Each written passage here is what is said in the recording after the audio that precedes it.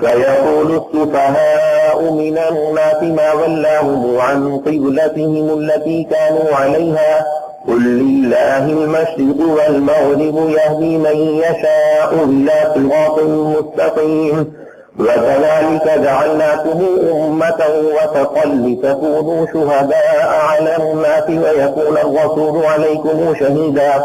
وما جعلنا القبلة التي كنت عليها إلا لنعلم من يتبع الرسول ممن ينقلب على عقبيه وإن كانت لكبيرة إلا على الذين هدى الله وما كان الله ليضيع إيمانكم إن الله بالناس لرؤوف رحيم قد نرى تقلب وجهك في السماء فلنولينك قبلة ترضاها فول وجهك شطر المسجد الحرام وحيثما كنتم فولوا وجوهكم شطرا وإن الذين أوتوا الكتاب ليعلمون أنه الحق من ربهم وما الله بغافل عما يعملون ولئن أتيت الذين أوتوا الكتاب بكل آية ما تبعوا قبلتك وما أنت بتابع قبلتهم وما بعضهم بتابع قبلة بعض ولئن اتبعت أهواءهم من بعد ما جاءك من العلم إنك إذا لمن الظالمين الذين آتيناهم الكتاب يعرفونه كما يعرفون أبناءهم وإن فريقا منهم ليكتمون الحق وهم يعلمون الحق من ربك فلا تكونن من الممترين ولكل وجهة هو موليها فاستبقوا الخيرات أينما تكونوا يأتي بكم الله جميعا إن الله على كل شيء قدير ومن حيث خرجت فول وجهك شطر المسجد الحرام وإنه للحق من ربك وما الله بغافل عما تعملون ومن حيث خرجت فول وجهك شطر المسجد الحرام وحيثما كنتم فولوا وجوهكم شطره لئلا يكون للناس عليكم حجة إلا الذين ظلموا منهم فلا تخشوهم واخشوني ولأتم نعمتي عليكم ولعلكم تهتدون كما أرسلنا فيكم رسولا منكم يتلو عليكم آياتنا ويزكيكم ويعلمكم الكتاب والحكمة ويعلمكم ما لم تكونوا تعلمون فاذكروني أذكركم واشكروا لي ولا تكفرون يا أيها الذين آمنوا استعينوا بالصبر والصلاة إن الله مع الصابرين ولا تقولوا لمن يقتل في سبيل الله أموات بل أحياء ولكن لا تشعرون ولنبلونكم بشيء من الخوف والجوع ونقص من الأموال والأنفس والثمرات وبشر الصابرين الذين إذا أصابتهم مصيبة قالوا إنا لله وإنا إليه راجعون أولئك عليهم صلوات من ربهم ورحمة وأولئك هم المهتدون إن الصفا والمروة من شعائر الله فمن حج البيت أو اعتمر فلا جناح عليه أن يتطوف بهما ومن تطوع خيرا فإن الله شاكر عليم إن الذين يكتمون ما أنزلنا من البينات والهدى من بعد ما بيناه للناس في الكتاب أولئك يلعنهم الله ويلعنهم اللاعنون إلا الذين تابوا وأصلحوا وبينوا فأولئك أتوب عليهم وأنا التواب الرحيم إن الذين كفروا وماتوا وهم كفار أولئك عليهم لعنة الله والملائكة والناس أجمعين خالدين فيها لا يخفف عنهم العذاب ولا هم ينظرون وإلهكم إله واحد لا إله إلا هو الرحمن الرحيم إن في خلق السماوات والأرض واختلاف الليل والنهار والفلك التي تجري في البحر بما ينفع الناس وما أنزل الله من السماء من ماء فأحيا به الأرض بعد موتها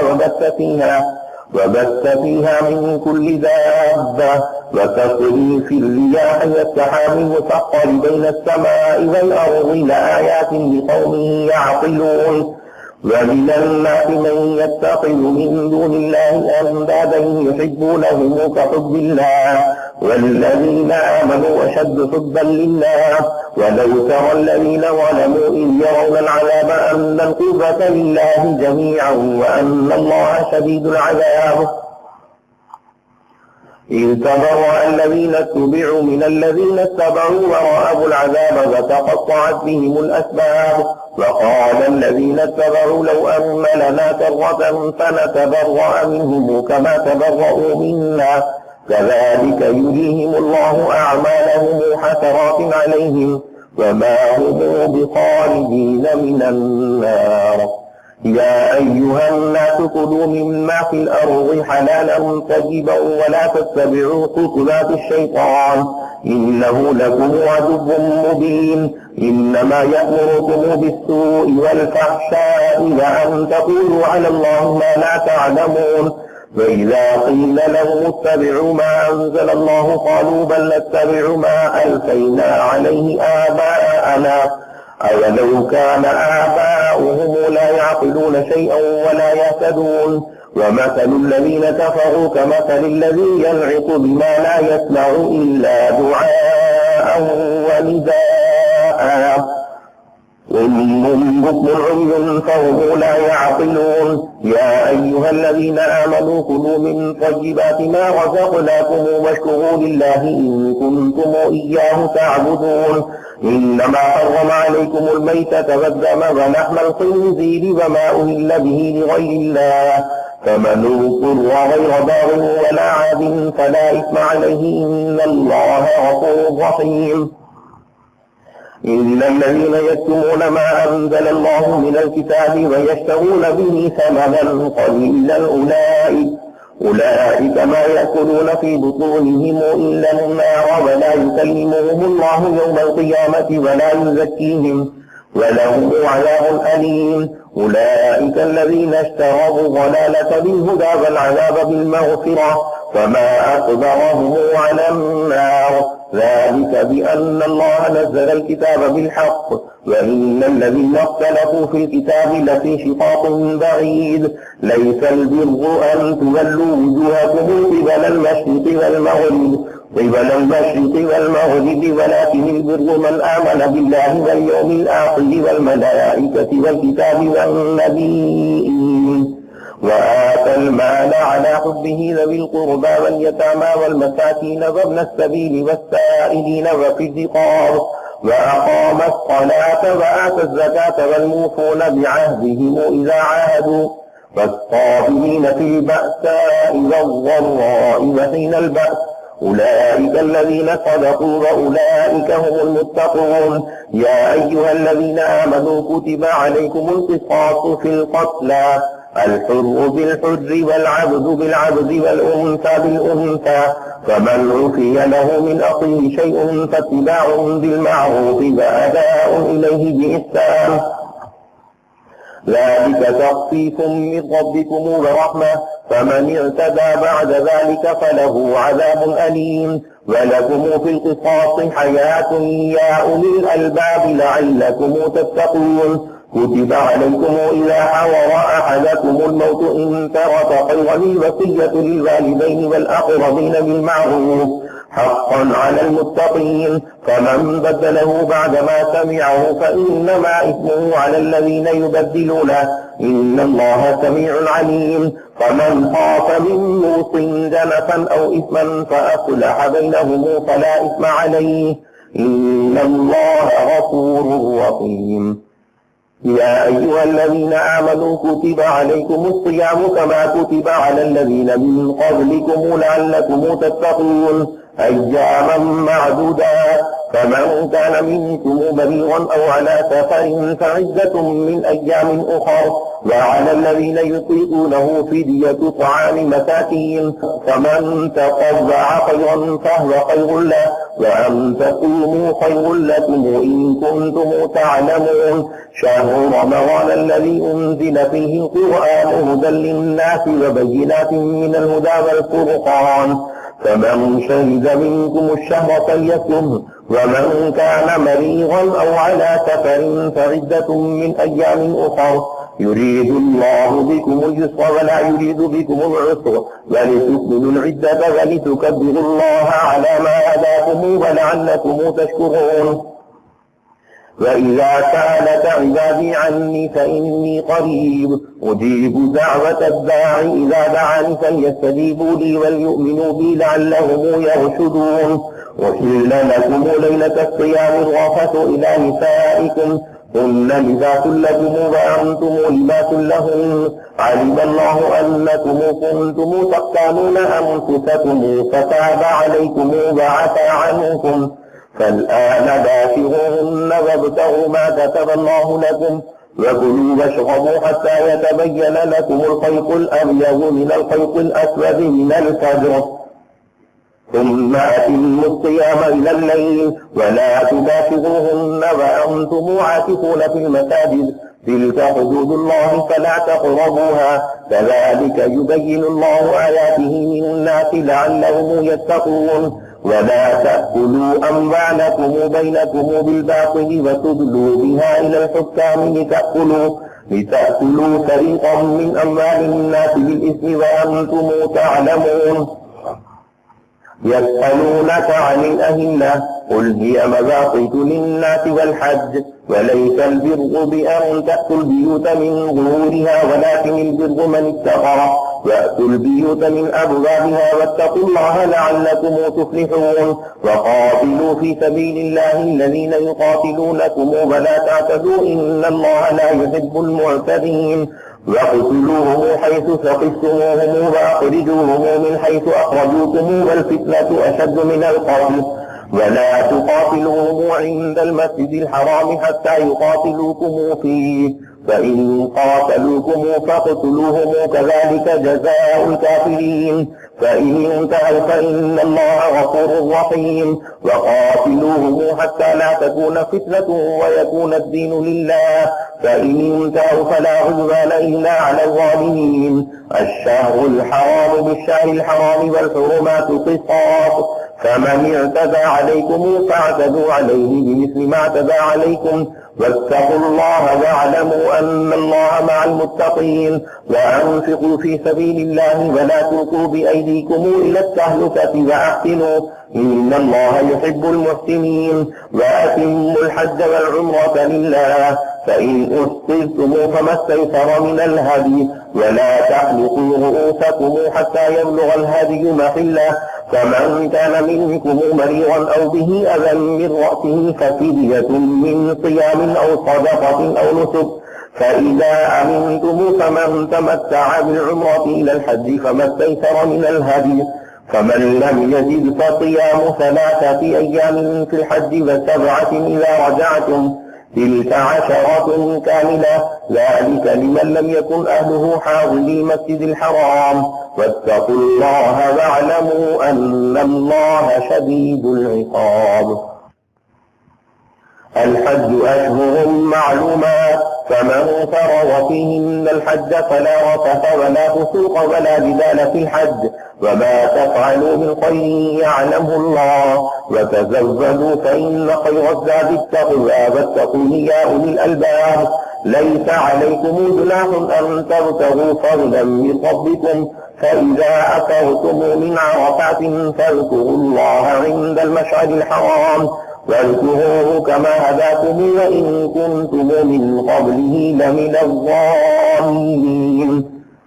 ثم أفيضوا من حيث أفاض الناس واستغفروا الله إن الله غفور رحيم. فإذا قضيتم مناسككم فاذكروا الله كذكركم آباءكم أو أشد ذكرا، فمن الناس من يقول ربنا آتنا في الدنيا وما له في الآخرة من خلاق ومنهم من يقول ربنا آتنا في الدنيا حسنة وفي الآخرة حسنة وقنا عذاب النار أولئك لهم نصيب مما كسبوا والله سريع الحساب واذكروا الله في أيام معدودات فمن تعجل في يومين فلا إثم عليه ومن تأخر فلا إثم عليه لمن اتقى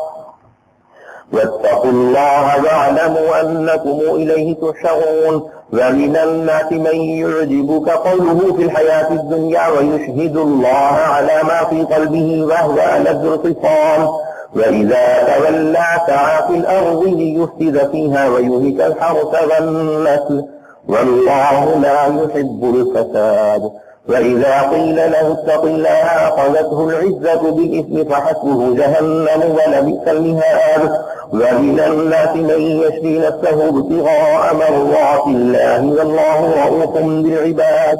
يا أيها الذين آمنوا ادخلوا في السلم كافة ولا تتبعوا خطوات الشيطان إنه لكم عدو مبين فإن ظلمتم من بعد ما جاءتكم البينات فاعلموا أن الله عزيز حكيم هل ينظرون إلا أن يأتيهم الله في ظلل من الغمام والملائكة وقضي الأمر وإلى الله ترجع الأمور فالبني إسرائيل كم آتيناهم من آية بينة ومن يبدل نعمة الله من بعد ما جاءته فإن الله شديد العقاب زين للذين كفروا الحياة الدنيا ويسخرون من الذين آمنوا والذين اتقوا فوقهم يوم القيامة والله يرزق من يشاء بغير حساب كان الناس أمة واحدة فبعث الله النبيين مبشرين ومنذرين وأنزل معهم الكتاب بالحق لتحكم بين الناس فيما اختلفوا فيه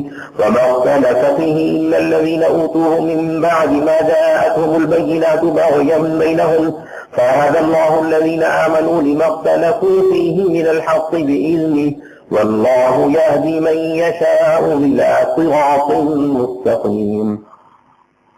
أم حسبتم أن تدخلوا الجنة ولما يأتكم مثل الذين خلوا من قبلكم مستهم البأساء والضراء وزلزلوا حتى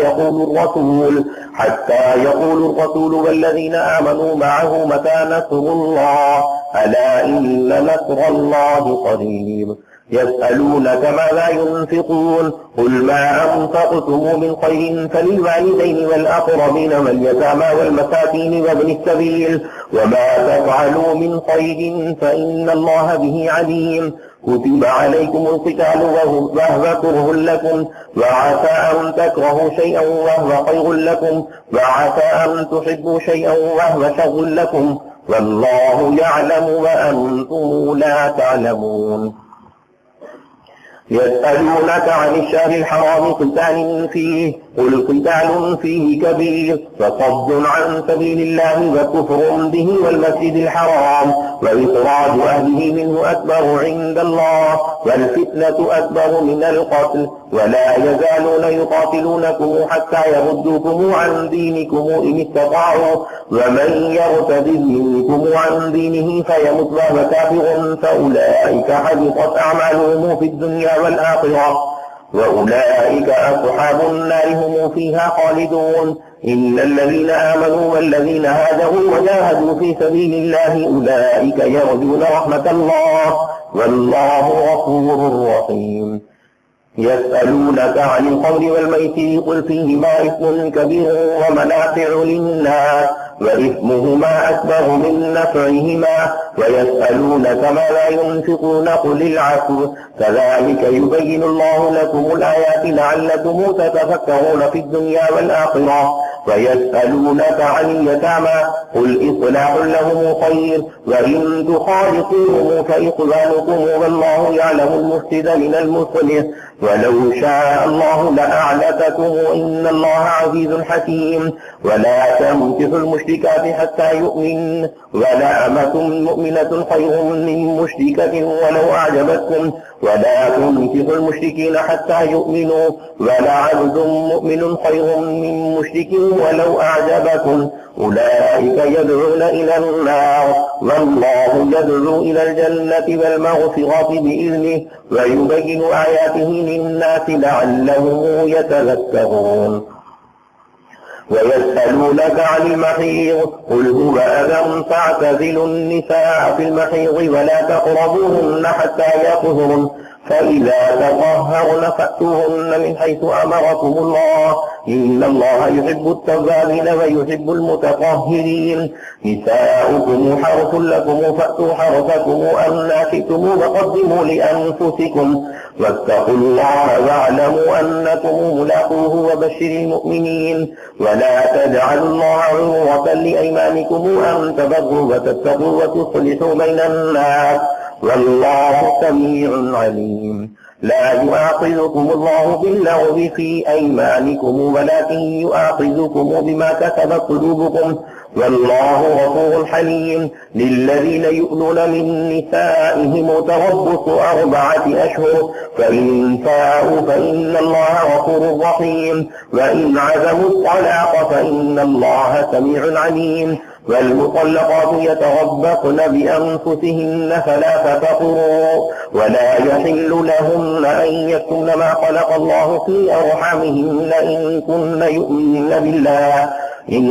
يؤمن بالله واليوم الآخر، وبعولتهن أحق بردهن في ذلك إن أرادوا إصلاحا، ولهن مثل الذي عليهن بالمعروف وللرجال عليهن درجة والله عزيز حكيم. الطلاق مرتان فإمساك بمعروف أو تسريح بإحسان، ولا يحل لكم أن تأخذوا مما آتيتموهن شيئا إلا أن يخافا ألا يقيما حدود الله، فإن خفتم ألا يقيما حدود الله فلا جناح عليهما فيما افتدت به، تلك حدود الله فلا تعتدوها، ومن يتعد حدود الله فأولئك هم الظالمون. فإن طلقها فلا تحل له من بعد حتى تنكح زوجا غيره، فإن طلقها فلا جناح عليهما أن يتراجعا إن ظنا أن يقيما حدود الله، وتلك حدود الله يبينها لقوم يعلمون. وإذا طلقتم النساء فبلغن أجلهن فأمسكوهن بمعروف أو سرحوهن بمعروف،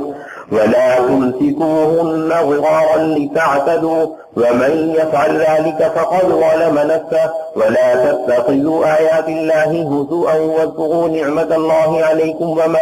وما أنزل عليكم من الكتاب والحكمة يعظكم به، واتقوا الله واعلموا أن الله بكل شيء عليم. وإذا طلقتم النساء فبلغن أجلهن فلا تعضلوهن أن ينكحن أزواجهن إذا تراضوا بينهم بالمعروف، ذلك يوعظ به من كان منكم يؤمن بالله واليوم الآخر، ذلكم أزكى لكم وأطهر والله يعلم وأنتم لا تعلمون. والوالدات يرضعن أولادهن حولين كاملين لمن أراد أن يتم الرضاعة، وعلى المولود له رزقهن وكسوتهن بالمعروف، لا تكلف نفس إلا وسعها، لا تضار والدة بولدها ولا مولود له بولده، وعلى الوارث مثل ذلك، فإن أرادا فصالا عن تراض منهما وتشاور فلا جناح عليهما. وإن أردتم أن تسترضعوا أولادكم فلا جناح عليكم إذا سلمتم ما آتيتم بالمعروف، واتقوا الله واعلموا أن الله بما تعملون بصير. والذين يتوفون منكم ويذرون أزواجا يتربصن بأنفسهن 4 أشهر و10، فإذا بلغن أجلهن فلا جناح عليكم فيما فعلن في أنفسهن بالمعروف، والله بما تعملون خبير. ولا جناح عليكم فيما عرضتم به من خطبة النساء أو أكننتم في أنفسكم علم الله أنكم ستذكرونهن ولكن لا تباعدوهن سرا إلا أن تقولوا قولا معروفا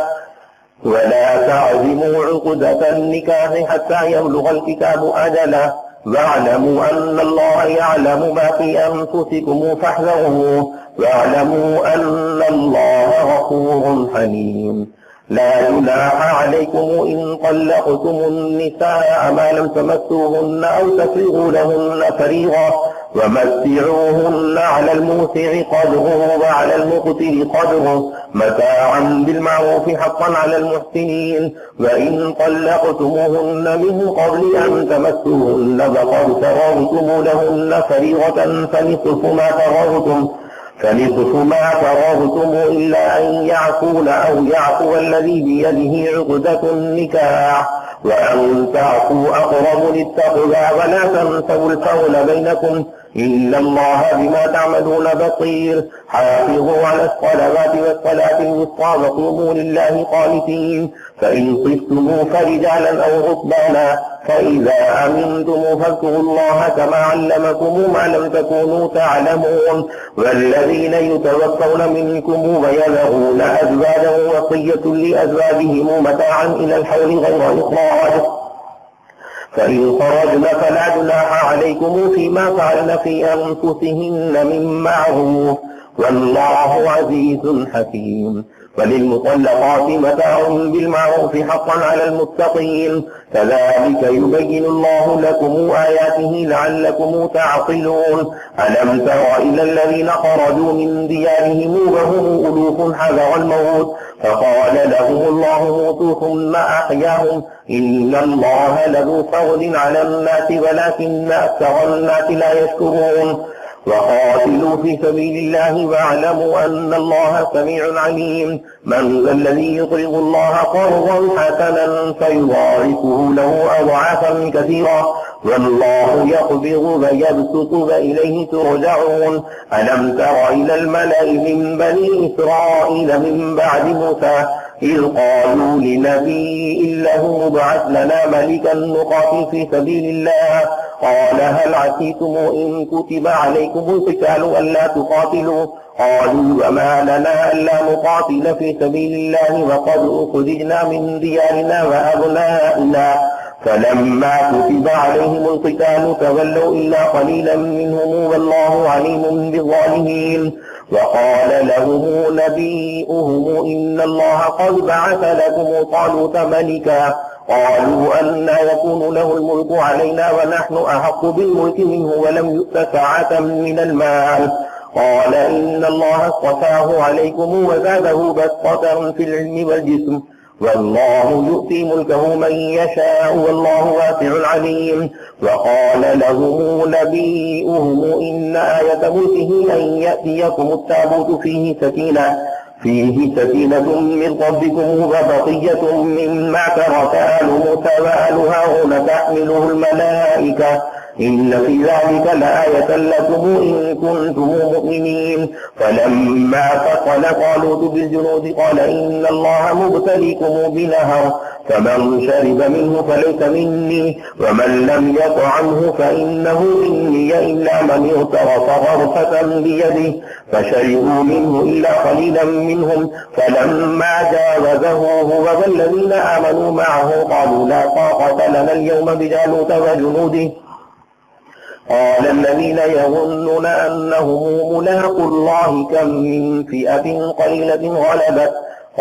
فئة كثيرة بإذن الله والله مع الصابرين ولما برزوا لجالوت وجنوده قالوا ربنا أفرغ علينا صبرا وثبت أقدامنا وانصرنا على القوم الكافرين فهزموه بإذن الله وقتل داود جالوت وآتاه الله الملك والحكمة وعلمه مما يشاء ولولا دفاع الله الناس بعضهم ببعض لفسدت الأرض ولكن